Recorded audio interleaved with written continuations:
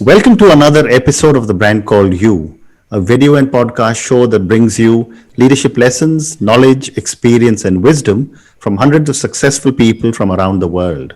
Today, it's my privilege to welcome a very celebrated Army officer who gave up his career in the Army and has now taken up to looking after and empowering youth in the northeast of the country, Colonel Chris Rigo. Chris, welcome to the show. Thank you so much, Ashutosh. Great to be here. Colonel Rigo is the founder of the Sunbird Trust, which was set up to empower youth and build friendship between the people of different ethnicities. And he's a colonel from the Corps of Engineers. So, Chris, what would you say are the three key milestones in your life or your career? The very first, I would say, Ashutosh, is of course being selected for the Army. I come from a lineage of, four generations in the Army, starting from my great-grandfather downwards. Wow. And we even have the pride that somebody from our extended family was a chief of the naval staff. So coming from that background, joining the Army, I would say, was a very big milestone. It changes the direction of your whole life, and you spend decades over there. So that itself, I would say, was one of the first key milestones. Within the Army came the second milestone, was being posted twice to the Northeast, which completely changed my perspective, and did away with all the prejudices that one comes loaded with when you get posted to that part of the country, that the Northeastern people are like this, and, their attitudes, their behaviors. While being with them and experiencing their realities, it changes your perspective completely. Okay. And the third, of course, milestone is the launching of Sunbird Trust. It is so great to have a way to express all the thoughts and ideas that I gathered along the line and put them in action through Sunbird Trust. Wonderful. So, let's talk about the Sunbird Trust.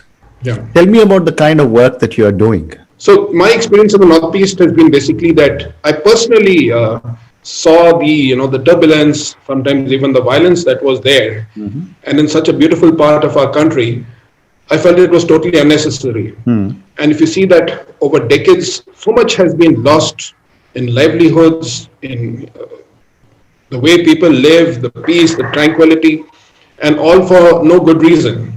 So I thought there had to be a better way than keeping the gun pointed at our own people, and so many different ways that could be done. And I came to the reality that people were getting into this mode because many of the youth were not getting a chance to be educated.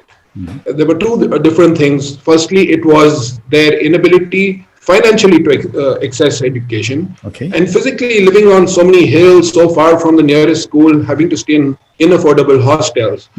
So I thought of using peace, building peace through education, and in multiple ways. Firstly, by creating that access, both financially and physically, and secondly, getting to the population, local populations, through the children, through their education, getting connected with the local communities. So, in a nutshell, the work of Sunbird Trust is peace through education. Peace through education. Yeah. And when you talk education, you're talking of K to 12, is it? Or generally K to 12, we are now started putting up, we have now started taking out our children beyond the 10th to the 12th, beyond the 12th to graduation, and we even have a couple of postgraduate children now. Wonderful. And what motivated you to, set up this trust? I mean, why a trust? Why don't you just go and work with some private sector company and do something similar? Well, I would have to say that the temptation was there, being an engineer officer with an MBA and 3 decades in the Army. Correct. And with infrastructure going the way it is in the country, there were many opportunities to go to the corporate sector, especially as many of my batchmates had gone that way. But having been in the Northeast, I think for very selfish reasons of really loving the place, loving to be with the people, the communities, I saw an opportunity to take a different path. And I'm so glad that I did do that. It was that the way to solve these social problems could be through education, through engaging with people, through opening channels of communication between the local people, not only with the rest of the country, but also with the security forces. And I think the environment has a lot to do with it. People over time have been confined to their villages. It's been the frog in the well syndrome, which, they could not really be responsible for. But now with the opening of communications, of mass media, there's an opportunity to make these changes. Okay. And, out of all the states of the 7 states of the Northeast, which states are you working in right now? The majority of our work is in Manipur, Okay. where the situation among all the 7, or let's say rather the eighth sisters being, the eighth sister being Sikkim. Yeah. So the majority of our work is in Manipur. Okay. But we have also extended to Nagaland, to Assam, Arunachal, and now even to Meghalaya. Wow. Fantastic. And, each of these states, like all the other states of India, are very different. What are the challenges you face on account of multiple ethnicities in the Northeast? I'm so glad you brought up that question because, for instance, when you are in Bangalore or in Delhi, you will think of a Naga being a Naga and nothing else. Correct. Whereas if you actually go to Nagaland, you'll find that there are 16 major tribes and multiple minor tribes. Correct. Which we don't even know each other's language. And more than that, they're even physically different in their features. So that's the diversity in a small state of less than 2 million people. Correct. If you go to Arunachal, they have almost 200 different tribes and identities. So it's a massive challenge where every 40-50 kilometers you come across a different tribe who have different aspirations, different way of living. So that itself is a major challenge. Wonderful. There is also the security challenge, which is quite a big one, especially for our young team members working in very remote areas, where there is violence, where there is ambushes on our security forces, and we have set up our schools and hostels. But fortunately, we have been able to overcome that with a lot of trust. And our biggest insurance policy is the women who have told, the sons, the brothers, the fathers, and the uncles, and whatever, that these guys are here to help us educate our kids, and you dare not touch them. Okay. So, okay. And, there is a lot of work being done, as you said, on infrastructure, but also at a political and social level. And I was in Arunachal 2 years ago because, we wanted to go and just retrace. My father had served in Misamari in 1962. And when I was talking to the people, they said that a huge amount of work has happened in the last 5-6 years. What, according to you, should be the role of the central government to be able to bring a lot of these communities into the mainstream of India? I would agree with you that in the past 5-6 years, there's been considerable outreach from the central government to the northeastern communities, starting with a couple of very high-profile ministers from the northeast, especially from Arunachal and from Assam. So that's a visible outreach. It's not only just the roads and infrastructure, but it's the words and it's the commitment that is being seen Correct. to make a change. And I'm happy to say that change doesn't come overnight, but it is visible, it is happening slowly, there is acceptance, and the will of the government can be seen. So it is in multiple sectors, whether it be the economy, whether it be in travel, opening up ways in which people can come and spend their money and improve the economy of the Northeast. In livelihood, in skilling. Skilling has become a very big thing in the tiniest villages. Now we have skilling. So yes, positive changes happening in the past few years. And tell me, Colonel, you may be from Bangalore, I may be from Delhi, someone will be from Bengal. We never ever ask or even think, who's from where. Yes. Yet, for some strange reason, the 7 northeastern states and Sikkim, or the 8 sisters, get clearly identified in India. What can be done, or how can the rest of India be educated to be more inclusive?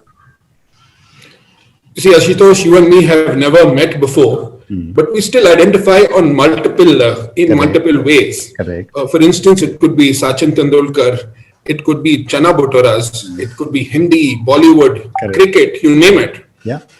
Most of all by our facial features. But you step across into, say, interior Nagaland or Mizoram, none of these hold true. None of these connects are there. So starting with the facial features, you're instantly recognizable as somebody different. Okay, and there's very little connect, even religion, if you want to mention in many parts, it be food, culture, certainly language is a big issue. And then when you go into still more interior areas where they've never seen a policeman, a postman, any symbol of India other than perhaps the army or the Assam rifle people, and we would like to go there and plant a flag and say Bharat Mata. They wouldn't even know what it's all about. So that is where the disconnect lies. I would like to say that, integration and building a country did not happen at the stroke of the midnight hour 1947. Correct. It is work in progress. It's not happened in America in 200 years. It's going to take time here, but it is happening slowly and surely. And are are our brothers and sisters in the Northeast, are they as receptive to integrating with the mainland, if I can use that term? As I mentioned to you, the problem was more about the lack of communication, both physical and emotional communications. If you talk of some parts of Nagaland, they were even headhunters as much as 90 or 80 years ago, where people were confined to their villages and didn't have any connect with the outside world. Their whole existence and their nation state was their little village. They couldn't imagine being controlled by somebody from even another tribe in the same state, forget about from somewhere else in India. Correct. So these changes are taking time. But what has certainly happened is that there's a flood of youth now going to different parts of the country for work, for education, and they're bringing back tolerance for diversity, for plurality. So that is making a change. So yes, I would say there is definitely an acceptance. For instance, there's more liking of Bollywood music. There is more, speaking of Hindi. It's a slow process, but it is happening. It is happening. Wonderful. And you had mentioned that you are in areas where there are other countries, our neighbors are bordering these states, whether it's China, whether it's Myanmar, I think Bangladesh as well. What kind of influence is wielded by our neighbors on these regions and the people there?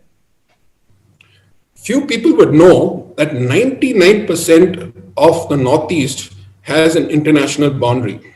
There's only a small connect through the Siliguri corridor.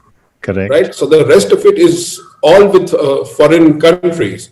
So, but naturally there would be a foreign influence, but that too, I think, is greatly exaggerated. Let me start with China. The common perception, in other parts of India is that, okay, Northeastern people, they eat noodles or they do kung fu and things like that, nothing could be farther from the truth. Correct. In Mizoram or in Nagaland, they've perhaps never heard of noodles, especially in their villages. It may be true in the villages of Arunachal Pradesh, where they have the Tibetan culture.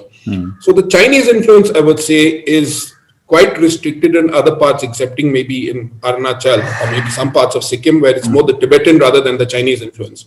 But in other places, yes, there is the influence of drugs. We are close to the Golden Triangle. So there is smuggling of drugs and consequently a big effect, HIV, AIDS, and those type of things.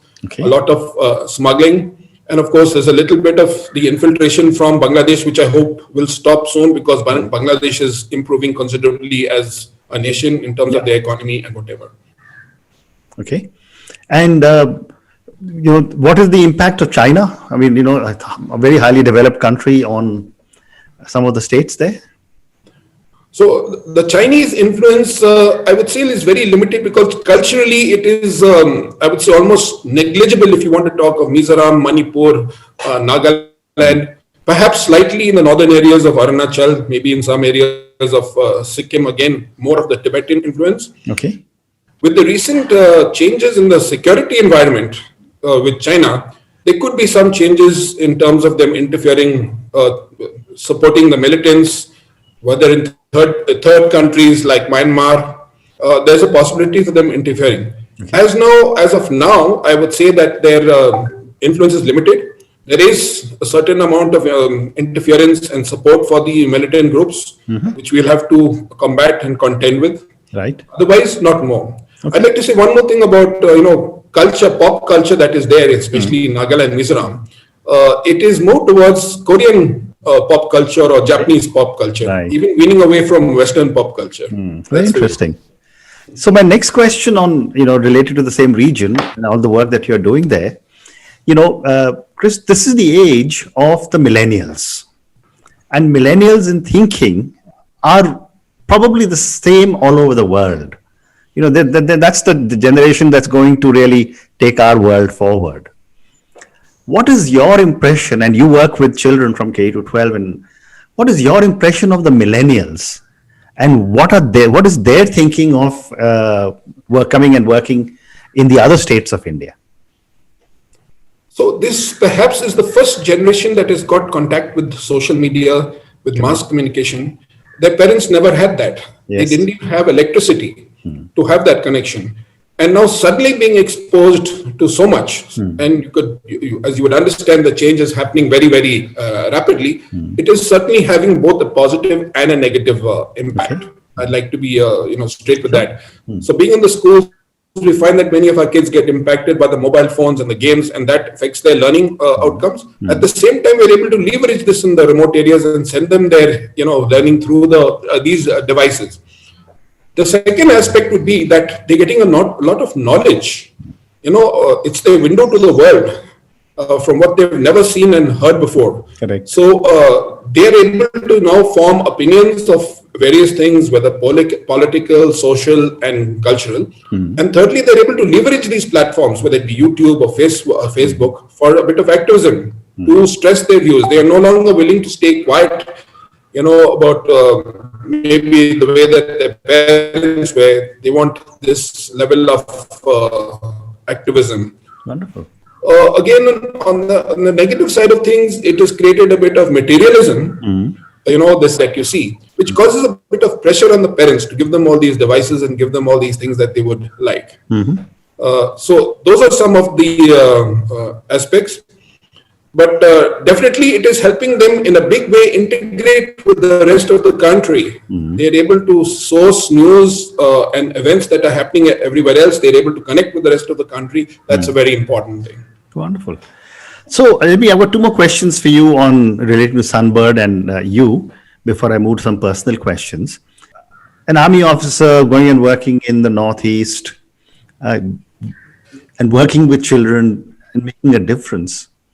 What are some of the core values you believe in for Sunbird? First and foremost, it is this thing of diversity, that you have to come in to accept the reality and the nuances of people where they are and not tell them what they are supposed to be. Okay. We have to sort of bring them in their own culture, in their own reality, their own aspirations, respect that tremendously. It calls for some unlearning and learning again, and some training also, especially for our team members who come from other parts of the country. Another thing is a lot of flexibility for our Sunbird team members, because what is the biggest certainty is uncertainty with us. You never know when there's going to be violence, whether there's going to be some disruption or the other. Even the weather in some of our places, our team members are cut off for weeks together from communications. We sometimes have to climb 2 hills and sit under a particular tree to get a signal. So that flexibility is another key value that a team member would require. Okay. Commitment is the third. With all the challenges that one faces, whether it be the food, the culture, the lack of communication, commitment to the local people and to the education, to bringing it up, to making those changes not very easy, especially when certain methods are so entrenched. That's another thing which is very, very difficult. Correct. So these are some of the core values. I wouldn't go with the normal ones of integrity and all, which are definitely there in every part of Sunbird Trust. Fantastic. And my last question to you is that, as an army officer, your leadership style in the army was very hierarchical. How did you have to change your leadership style when you came and started working in a more democratic, if that's the right word, environment like Sunbird Trust and students? Yes. So I definitely have to make a lot of changes. And in the army, the hierarchical way is it's an occupational hazard. You have to follow that. Otherwise, you couldn't run your organization well. True. But when you step into the development sector and you have a team of young professionals, all in the age group of, you could say 21 to 34, 35 years old, you have to change drastically. You cannot bring in that type of hierarchical way of functioning. Right. So I'm happy to say that I've shifted to a very consensual, to a coaching method also, if you'd like to say, coaching with them. A shared leadership where we get a lot of ideas, we discuss before we take any decisions. So those are some of the things that have more of a team-based approach than hierarchical approach. And it's worked very well because given our dispersion in so many different areas, me dictating from a different place to a person who's been there and who's living there in a particular village may not be the right way to go. Okay. So a lot of respect for my young team members and a lot of learning from them. Fantastic. So I've got time for a few more questions for you personally. Great career in the army, successful trust, Sunbird Trust, working well with lots of children and older people. What does success mean to Chris? It took me some time to figure that out. What it really means is, each one of us has a grain, and you cannot explain where that grain comes from. There's a guy who's very fond of poetry, and you never know, it seems odd to some of us. There's somebody else who's got a mechanical bent of mind who likes to fiddle with a car or a scooter or things like that. So everybody has this different grain, and finding that grain and finding something that aligns, which is your life and your work, is not often the easiest thing. It sometimes takes decades. So when you find that alignment of your grain, the things that you want to do, your hobbies, your interests, and your work, I think that brings you to success. Okay. So I would say that if you go by Maslow's theory of self-actualization, that it is exactly that. It's a bit archaic when I'm telling you that, but that's really what it is. When you can reach that stage at the top where you can actualize all your desires, what your inner being, and bring it to bear. Importantly, I would like to stress, many people would like to say that success is only based on them. I would say that when you see that you are having an impact on the lives and destinies of others in a very positive way, I would also count that as success. Wonderful. And I have time for one more question, and that's a follow-on question to success. Where do you get your inspiration to keep doing such amazing things? Thank you, Ashutosh. I think the first inspiration comes from my parents. My father himself was an Air Force officer who spent 15 years of his life post his retirement in the development sector. And the whole family has had that inclination to be in working on such things. Also, a very supportive spouse who's taken a lot of nonsense from me in the work and a lot of difficulties that she's had to face. A great amount of inspiration from there. A lot of inspiration from our young team members who have come at a risk to their lives to serve in some of these very, very remote areas and giving of their best. So there's a lot of learning and a lot of inspiration from their courage, from their commitment. That is the third inspiration that I get. Fantastic. On a different plane altogether from the work that I do, a person that has influenced me a lot is Nelson Mandela. Okay. A person who spent, I think, 26 or 27 years in jail, who was tortured and everything, and yet was able to bring whites and blacks, bring the whole country together. Yeah. So for the type of work that we are trying to do, bringing peace and friendship between communities, he was a big inspiration. Absolutely. No, he was an amazing man. I actually had the opportunity to serve with him on a board in Geneva, and I met him, but that's for another story sometime. So, but Colonel Rigo, thank you so much. It's been such a pleasure talking to you. Thank you for all the incredible work you're doing at Sunbird, and making sure that you are able to build such amazing relationships with so many people. Good luck to you. Thank you so much, Ashutosh. Thank you.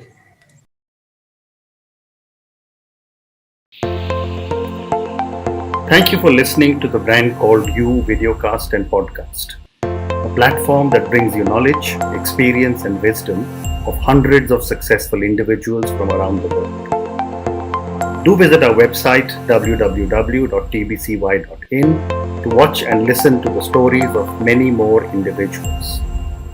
You can also follow us on YouTube, Facebook, Instagram, and Twitter. Just search for the Brand Called You.